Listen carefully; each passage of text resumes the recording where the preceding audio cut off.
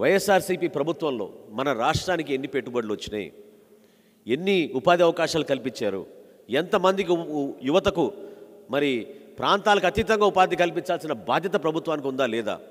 కొత్తగా ఒక పాలసీ తీసుకొచ్చారు, అది చాలా ఐటీ సెక్టార్కి చాలా దెబ్బతినే పాలసీ.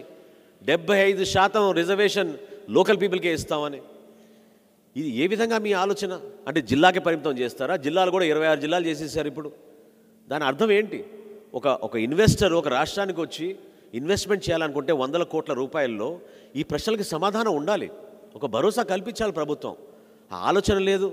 ఇవన్నీ కూడా టాలెంట్ బేస్డ్ ఇండస్ట్రీస్ ఇవి. These are not based on some political connections. IT సర్వీసెస్లో ఎవరికైనా మంచి శాలరీ వస్తున్నా, ఎవరైనా చక్కటి పెట్టుబడి పెట్టి ఒక ఇన్వెస్ట్మెంట్ కంపెనీ ఒక టాలెంట్ తీసుకొచ్చారంటే దాని వెనుక ఎంతో ఇన్నోవేషన్ ఉంటుంది, ఎంతో రీసెర్చ్ ఉంటుంది. దాన్ని మర్చిపోయి మీరు ఫోటోలకే పరిమితం అయిపోయి ఏదో ఒక టూర్కి వెళ్తే అద్భుతంగా మనకి ఇన్వెస్ట్మెంట్స్ వచ్చేస్తాయి అనుకుంటే మాత్రం సరిపోదు. దానికి రెగ్యులర్ ఫాలోఅప్ ఉండాలి.